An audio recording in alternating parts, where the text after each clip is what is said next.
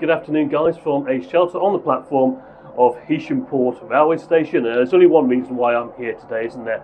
And yeah, it's to take the Isle of Man Steam Packet's new ferry, the MV Manxman, and it is just kind of behind me and the train just over there, and I'm sheltering in here because the weather is just terrible.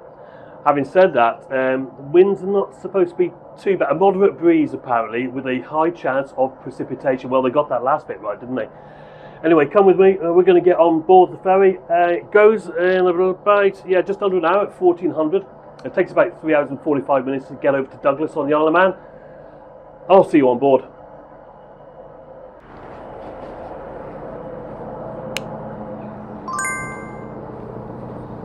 I caught the train up to Heysham for the 1400 sailing over to Douglas on the Isle of Man.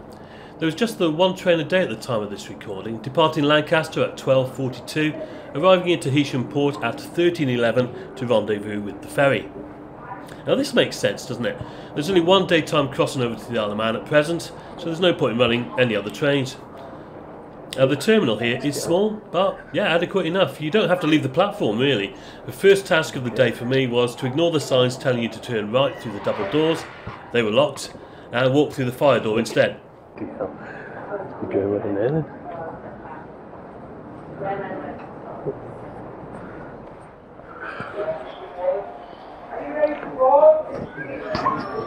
I didn't have any time at all really to look around the departure lounge. We were called for boarding straight away, and yeah, I guess once the train's arrived, if the ship's ready, well, we might as well go through. Now this was the usual process of getting our tickets checked, bags screened, and then it was straight through onto the gangway.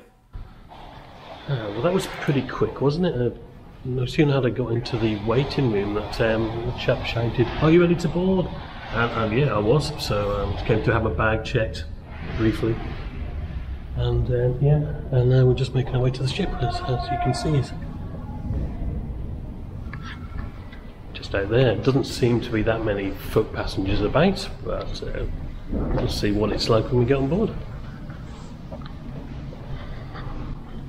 Yeah, quite nice this part of the terminal really, with the pot plants. They don't have to do that, do they? But yeah, it looked like somebody had been making the effort. Most passengers had already boarded, but when I reached the actual gangway, they were lowering it from one entry onto the ship to one lower down, as you can see here. So there was a bit of a wait for that to happen, but yeah, it did make for a much easier boarding process. And then I was straight onto the ship, onto deck 4. There is a lift, but I was travelling very light today and just walked up the stairs.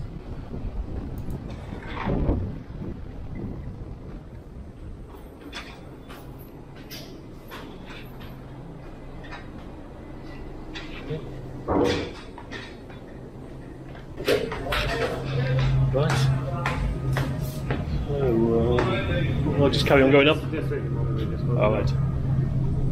Okay, they're closing the door. On my way up, I was held on deck 5 for a minute as they were closing the door that had been open for the original gangway position, and then I carried on. The first thing I did was head up to deck 7 so that I could go outside and watch our departure. A couple of other ships in port today: Seatruck Ferries MS Seatruck Point and Stena Line's Stena Hibernia. Well, I tell you what, it's a really foul day out there. I'm not going to. Yeah, this is the outside deck on deck 7, and yeah, I'm not going to hang around over there too much. But I am underneath a little bit of a roof, which is deck 8 above us, obviously. So yeah, car alarm's going off already, and not surprising, is it? So yeah, we'll just watch it go out of port, and we will explore a little bit more of the boat. Sorry, ship. Ship. It's definitely a ship. Yeah, we were quickly on our way. A very grey and misty afternoon, as you can see here. So I never really got to see much of Heysham, which I'm presuming would have been in the distance here as we left port. I'd had a couple of delayed trains on the way up, so I hadn't had a chance to eat. Well, I'd heard from a very illustrious YouTuber that the Steam Packet do a very nice steak pie and chips, so I headed over to the eatery, still on deck 7, to see if it was as good as they say.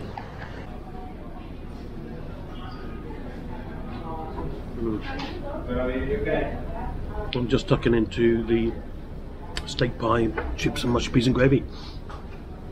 And I've got to agree with my fellow travel vlogger, Mr. Steve Marsh, and the quality of the food's really good, and the price is excellent too. So for the food and a can of Pepsi, £13.45, which is pretty good, isn't it? For ferry food, should we call it? So yeah, I'm just going to carry on eating it now, and I'll talk to you again when my plate is empty.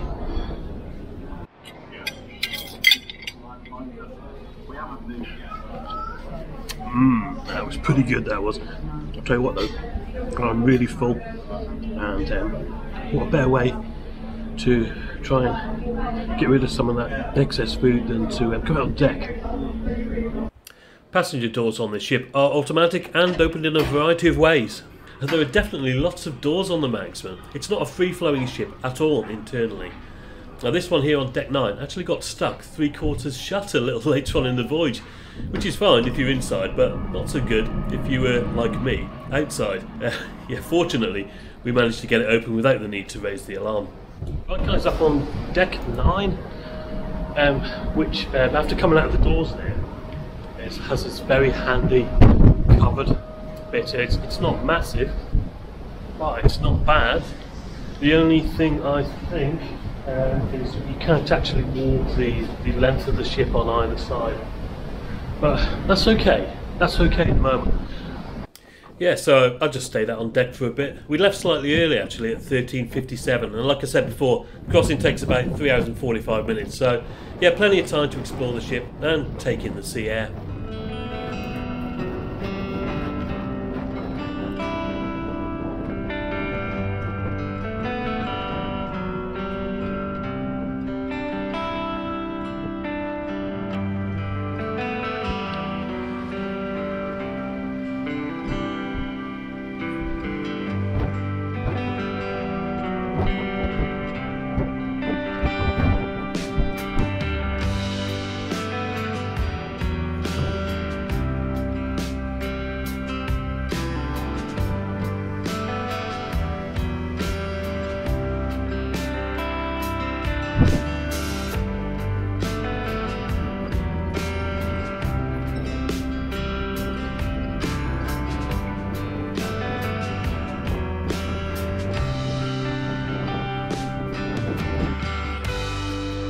Yeah, so the door there, the open deck is only on this side of the ship. I did wonder if you could go around there, but that's no access. Deck 8 is where you find the premium lounges. So there's 1, 2, 3, and kind of a middle one there as well. I'll have a look at that in a bit. And then deck 7, where we've just been for some food, which was at the, you know, I can't remember now. The eatery, that's the one. We were in the eatery, which is on the other side to the bar. And we've already been out on the open deck there. Oh, there is some open deck on deck 8, so I think that is the place to explore next. Down a level, back to stern. Let's go and have a look.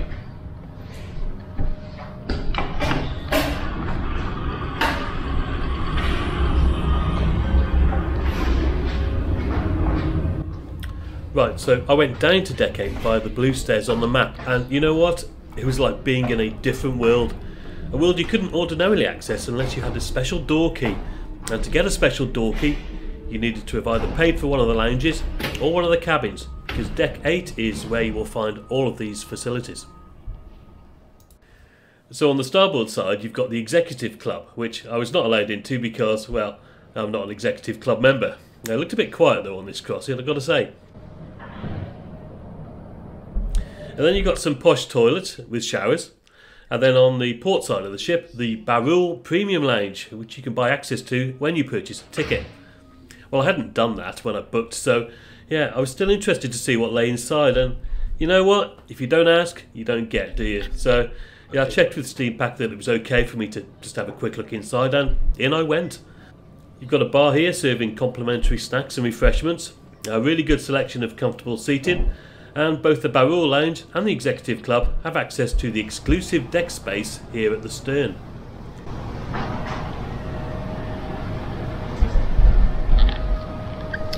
Well then guys, so I am outside on deck 8 on the exclusive Barul Lounge. I think that's how you pronounce it, but please correct me if I've said it wrong. And it looks nice, it's nice and quiet in the lounge, isn't it? And it looks to be some decent food and drink on offer as well. Anyway, I haven't got long in here, I've got to pop back, so yeah, just thought I'd show you it, but it does look pretty nice, and like I said before, in the summer, sitting out on these chairs, absolutely fantastic.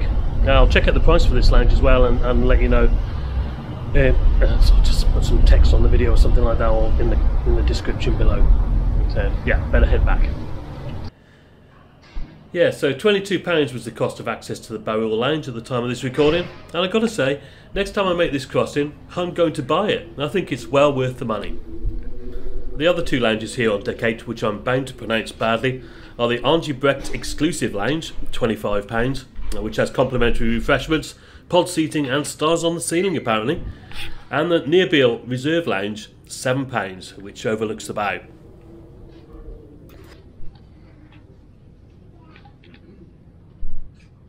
Well then guys, I'm down on deck 8 of the Manxman, and I bumped into a really nice family on this crossing who were very kindly allowed me to go and have a look in their cabin. It's an outdoor full berth, number 829. Let's go in and just have a quick look around. Come with me. Okay, so yeah, well the first thing that strikes me is the size of the window. It's really big, isn't it? Which is great. If you want an outside cabin, you want a decent view of outside, don't you? And as you can see, if I just back up a little bit, it's a 4-berth. The 2 bench seats here obviously convert into the bottom bunks, and then you've got the drop down bunks above those. And down on this little table here, there's various charging sockets, which you would expect these days, wouldn't you? Reading lights, tea and coffee, a kettle there, and you've even got a phone, which is great. The TV screen, it's a really large TV for the first thing to note, and also you get things like the bridge camera, bow camera, you can look at your pet if you've got dogs in kennels. Really large mirror there, and the temperature is controlled by this thermostat here, and the bathroom I would say is really quite impressive. Instead of a shower curtain, you know, the sort that always kind of sticks onto you when you're in a really tiny cabin having a shower on a ferry, well, there's no shower curtain, is there? It's glass, and that looks really quite smart, as does the rest of the bathroom area actually. And yeah, it's not too small, it's sizable. Very comfortable shower you could have in there, and it's clean, I think, all in all. And I was talking to the guys about this. The cost for an outside cabin 4-berth, £65, and I think that's pretty good actually for what you get. And don't forget that on a day crossing, it's somewhere to come and crash out, isn't it? Okay, let's go and have a look at a little bit more of the ship.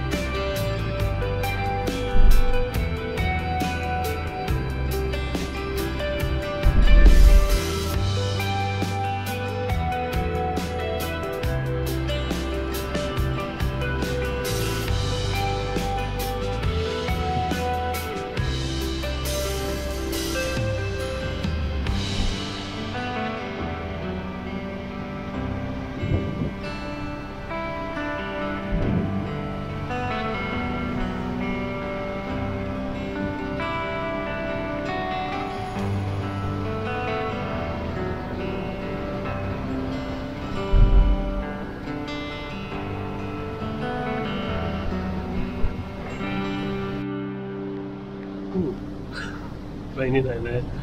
Right, yeah, back out on deck 7, and yeah, interestingly, I went down to the information desk, and I was wondering if they had any left luggage, facility, so I could just save me carrying this small 20-litre rucksack around with me while I'm going around the ship. And he was like, "Oh, well, that security should have taken that off you."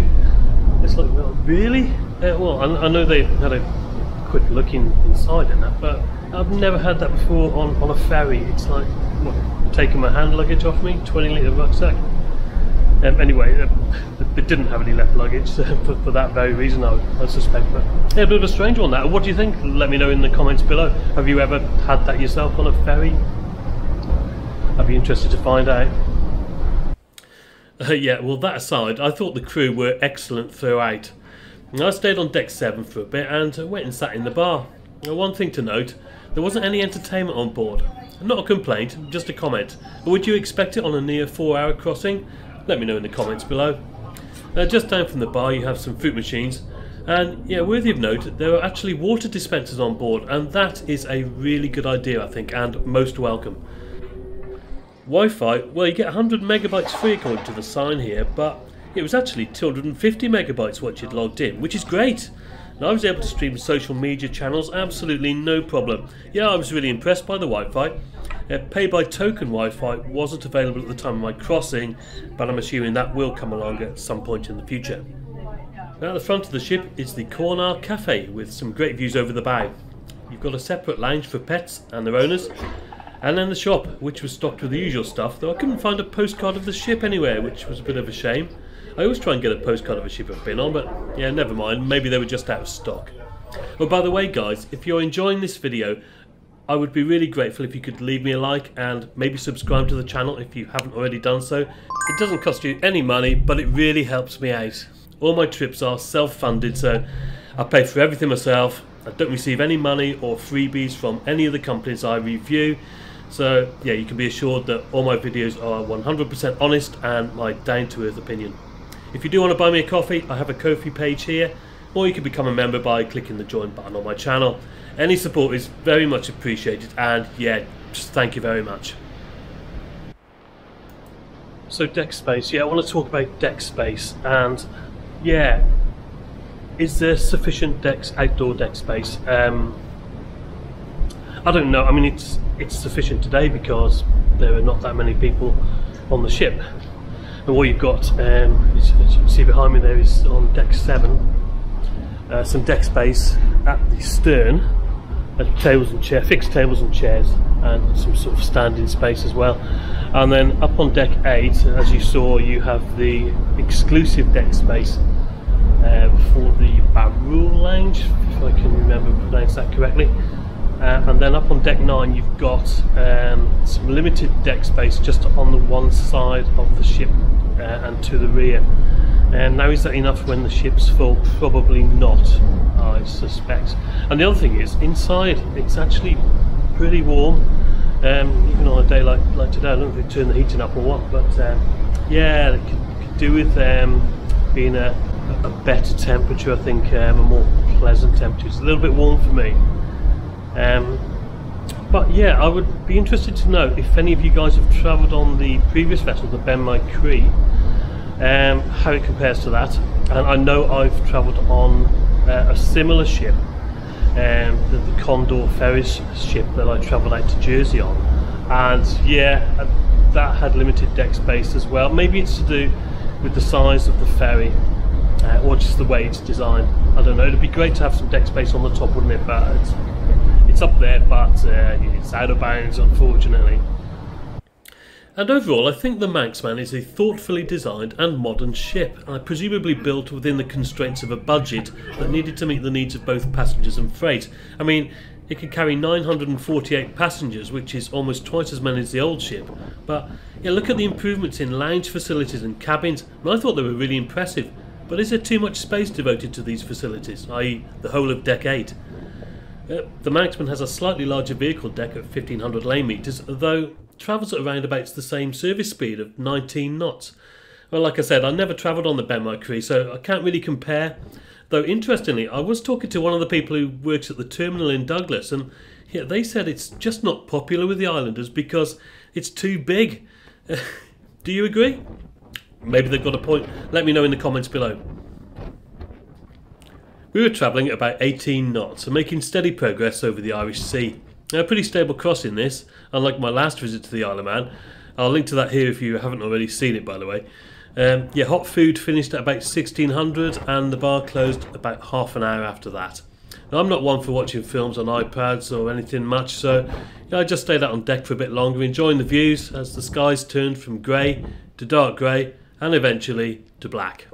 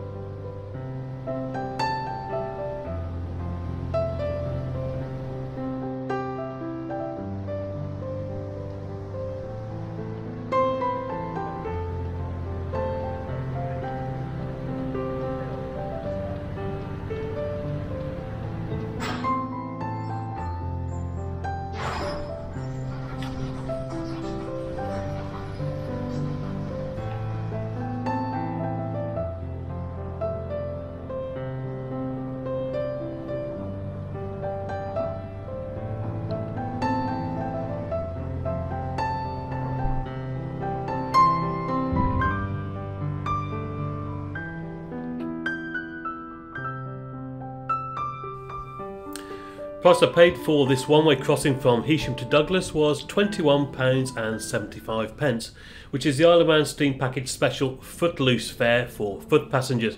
And I think that's a pretty good price personally. Now, on approach to Douglas, the captain announced that he'd be bringing in the stabilisers so the ship would move about a bit more, but I never really noticed. In fact, I was so engrossed in watching the ship dock, I'd totally forgotten about any disembarkation announcements until I realised that there was nobody else really left on the ship. Hello, Douglas. Again.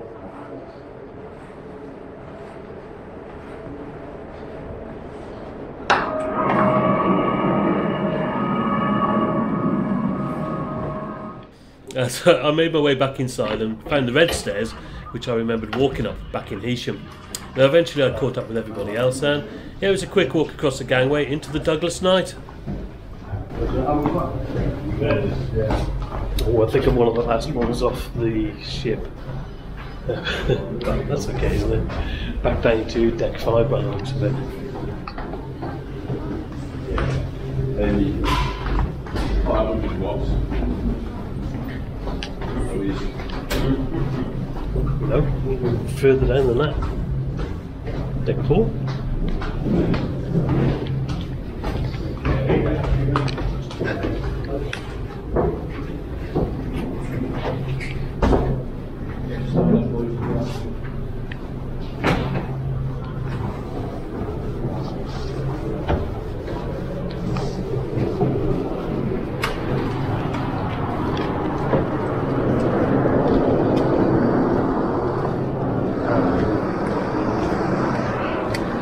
Nice, easy disembarkation there, wasn't it? And quick as well, which is what you want.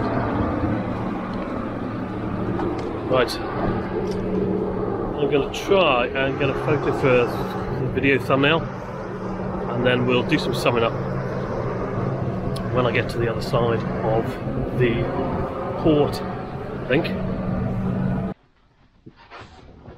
Oh, right guys, in my hotel room in Douglas on the Isle of Man. Just come over here on the Isle of Man Steam Package MV Manxman, the new ship. It's been in service about 3 months. Yeah, I thought I'd do this summing up here because I'm struggling with a cold at the moment, so I just really needed a cup of tea.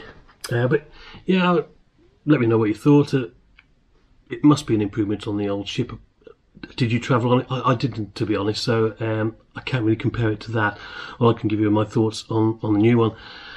Yes, obviously a lot bigger. Pretty spacious inside. Deck space outside, yeah, is there enough deck space? I don't know. I mean, there is at the moment. I know that sounds a bit odd, doesn't it? I guess in the middle of summer, TT week and all that, it's going to be absolutely rammed, isn't it, that ship? So maybe not. There again, where's it going to go? I don't know. Maybe there's some room at the top, but that's normally a restricted area, isn't it? So I'm not really sure on that. I know there's well, there were 4 lounges that I counted, and do you know what? Maybe if I do this crossing again, I may well go for the lounge access.